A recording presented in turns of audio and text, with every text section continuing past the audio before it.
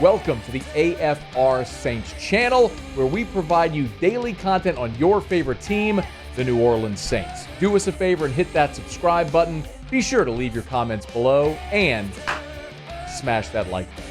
Who dat?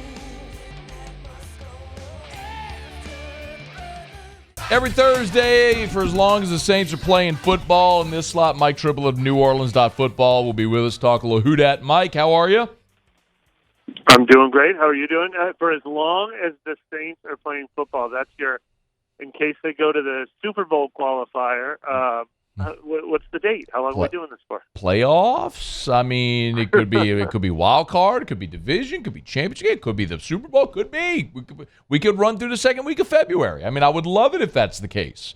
Not sure. How optimistic are you that could be the case? Well, I mean, Super Bowl is aiming really high, but it's a huge disappointment they don't win the division, right? Is it? I think it's a huge disappointment if they don't win the division. I mean, I only picked this team to go 10-7. I'm optimistic. I like what they've built. I feel like they're tenuous in a few spots, but the rest of this division is all taking the year off. I guess Atlanta's trying. They're on the way back from a rebuild, but it would be a huge disappointment for that reason, in addition to the Saints' own individual aspirations. Let me ask you about Carolina, because, and this isn't a Carolina or NFC South segment, but Carolina and the Saints had the same record a year ago, and Carolina beat you twice, and they went and got decidedly better, not just by drafting a quarterback, Mike, but they went and added receivers, and they went and added a running back and really good defensive players. Like, Carolina got better. Why are we ignoring them? Carolina might have gotten better. Since the beginning of last season, they traded away Christian McCaffrey and DJ Moore and questions on the offensive line. I'm not saying Carolina can't be competitive with the Saints, though. I mean, I think Vegas probably has their win totals a win apart. But I'm saying it would be a huge disappointment if the team that traded away DJ Moore and Christian McCaffrey and Baker Mayfield mid-season last year and went all in on the number one pick in the draft, if you let them leapfrog you now, while you've got this veteran team that just invested in Derrick Carr and obviously is in more win-now mode, it is a huge disappointment. Carolina will get there soon, but you better not let them get there this year already. I agree with you, by the way. I have the Saints 10-7 winning the division. Yeah. And if they don't win this division, that's awful. You've got to win this division. Okay, so let's talk about Sunday. By the way, Jake Haener, did his biceps go from like 18 inches to 36 inches? How big did his biceps get with the PEDs? It's kind of the smartest thing I've ever seen a team come up with, because you wanted to keep him on the 53-man roster. You know, sometimes you hide guys on the injured reserve. I've never seen a team hide a guy on the suspension list, and he's getting stronger at the same time, so it's perfect now. Hey, does he? No, real quick. I understand. Real quick. Be really frustrating for real quick. Why? At this point of clarification, is when he's suspended, does he still have to be on the 53? No. Okay. Same with Alvin Kamara, not on the 53 during that time. Okay. And not getting paid either. Well, that sucks for them, but still, it's what it is. What does this mean for the quarterback position, though? Because it kind of felt like the Saints might be trying to sneak, maybe Jameis as an emergency third option, potentially with Taysom. Like, what are they doing there at quarterback with Taysom and all that stuff? My interpretation so there is a new rule that you get a bonus roster spot on game days for a third quarterback that will only be used in case of emergencies. Think of the 49ers in the playoffs last year, obviously being the impetus for this rule. And so the Saints made a big deal out of, or not a big deal out of, they kind of snuck it on there that Taysom Hill is now called a quarterback again, even though that's not going to change how they use him. And I think that rule has to be a factor. But my guess is that it won't be a factor in the sense of making Jameis inactive, because I still think they want Jameis to be their backup quarterback. If Derek Carr, God forbid, gets hurt on the first series, I think they would want Jameis to play quarterback for the rest of the game. But I think there could be a scenario where if either Derek Carr or Jameis Winston gets hurt, then Taysom Hill indeed is your number 2 backup quarterback probably the next week after that. And I think they probably just wanted to make sure he is labeled as such, treated as such, and I think he is now the number 3 quarterback, and he's an injury away from being the number 2 quarterback. But I don't think they're going to try to sneak Jameis into that emergency role, because to do that, you'd have to be making Taysom your backup quarterback on game day, and I doubt that's what they want to do.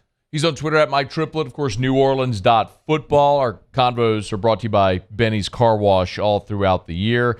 The last time the Saints played the Titans, Derrick Henry didn't play.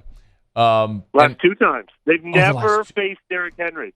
Dennis Allen dropped that one today, and I was like, that can't be right, and it is true. Wow. They've never faced Derrick Henry. So that was also the time when the Saints actually were good at stopping the run. Last year, they were decidedly not good at stopping the run. That's what it was. I mean, they had that long streak. What was it, almost 60 games or whatever it was, where they no, longer than that, where they didn't allow a 100-yard rusher. Last year, they were 24th in the NFL in rush defense. So any reason to believe this team is prepared to stop Derrick Henry on Sunday? Well, they've made it their focus, Matt. I mean, it's a huge question mark heading into the season, and I don't love this matchup for Week 1 because I think teams across the NFL stink at tackling in Week 1 every year since they don't practice doing it in the summer. Right. So I don't love this Week 1 matchup for them, although the Titans' offensive line is also kind of revamped and hasn't gotten physical work in either. So I guess that works both ways. But it's a big test because, yes, the Saints' defensive line play and run defense in general did drop off last year, noticeably, after it had been really the strength of the team and maybe the best in the NFL over a 4 or 5 year stretch. And they did 2 different things. One, they changed all the players out pretty much except for Cam Jordan. We saw David Onyemata go, Shy Tuttle go, Marcus Davenport go. And they added Brian Brzee in the draft, Colin Saunders and Nathan Shepard, some young guys who are going to play bigger roles. Malcolm Roach is going to play a bigger role. Peyton Turner is going to play a bigger role. Carl Granderson.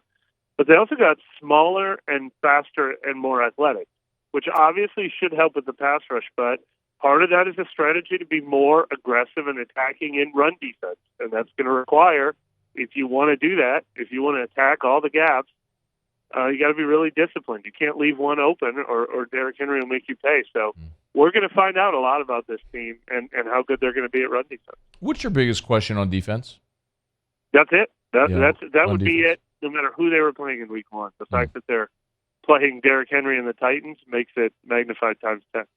Are you I know this is like a scale and a super subjective question, but what is your level of confidence with this defense? Define it however you want. I'm not just talking about run defense, but as a whole. Are they a top 10 defense? Should they be really good? Or they what are they? They're a top 10 defense. I think they're a top 10 defense. They were number 2 pass defense last year? That doesn't feel right to me. That number doesn't. I don't think they actually felt like the number 2 pass defense, but I think they can be. I think if Marshawn Lattimore is healthy all season, I think he is one of the best corners in the league. I think Tyrann Mathieu really got better, and Marcus May got better as the season went along last year. I like them coming into year 2 of this system.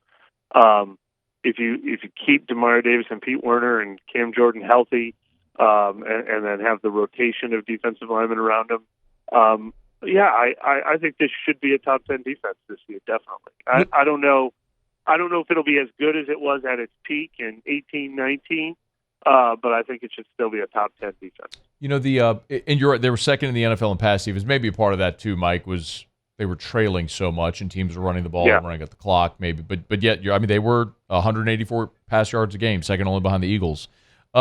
If you flip it over to offense, this was always the thing that for 16 years we all just knew. Well, they're going to be a top 5 offense. They're going to score a bunch, and Breeze is awesome. And now the last 2 years, especially last year, it was like, Grr. So. Same question on the offensive side. Yeah. You've watched this team a whole bunch now, so what do you think? It's impossible not to be optimistic about the offense. Derek Carr looks like a perfect fit to run it. I don't know if he'll be a top 10 quarterback, but he's always been right on the fringe of that, and I think this offense gives him a chance to be at the best we've seen him in his best years. And then, you got to like the depth of playmakers. Olave, Michael Thomas has been healthy all summer. Rashid Shaheed is a third.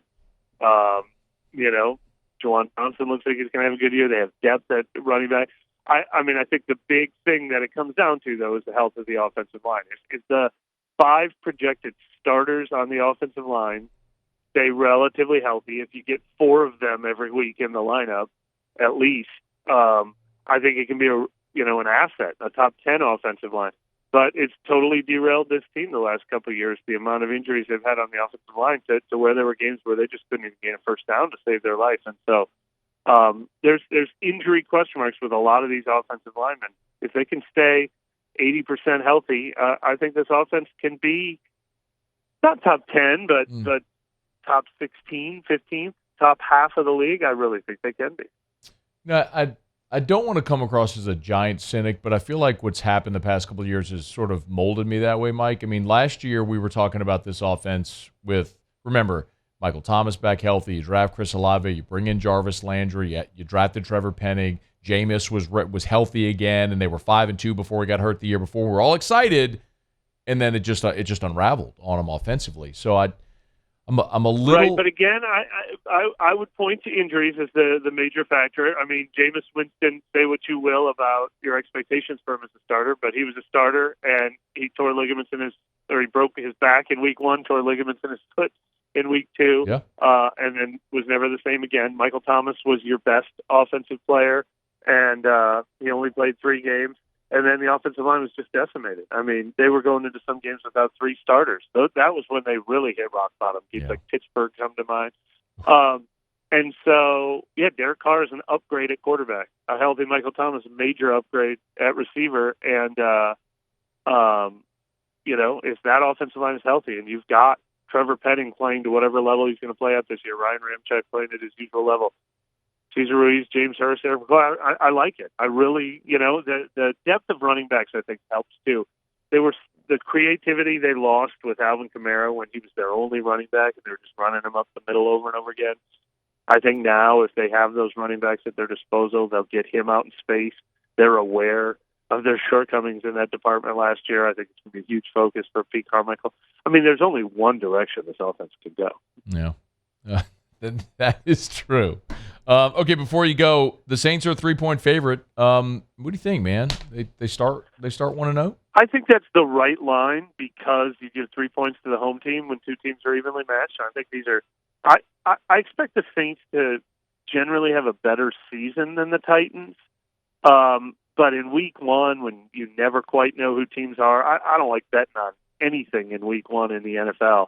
This feels like I don't even know if I'd feel comfortable. I'm going to predict the Saints to win, but I'm not going to place any bets and give the Titans 3 points. I think these 2 teams are in a very similar state. I mean, I mentioned this on the show this week.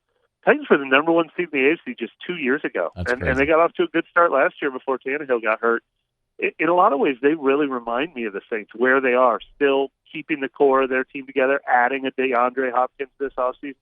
I think a lot of people are writing them off as, their time is kind of past, but they're not acting like it. They're trying to hold it together and win their division. So and they do it. They want to have a run game. They want to have good lines. I think there's a lot of similarities in where these teams are in the overall state of the NFL right now. He's a must-follow at Mike Triplett. Of course, neworleans.football. Make sure you're followed up on all their socials and subscribed up at neworleans.football on our combos with Mike all throughout the year, brought to you by Benny's Car Wash. Mike, we appreciate you, man. Talk next Thursday. Thank you. Hey, thanks so much for watching. Please leave your comments. I love to interact, and be sure to hit the red subscribe button below.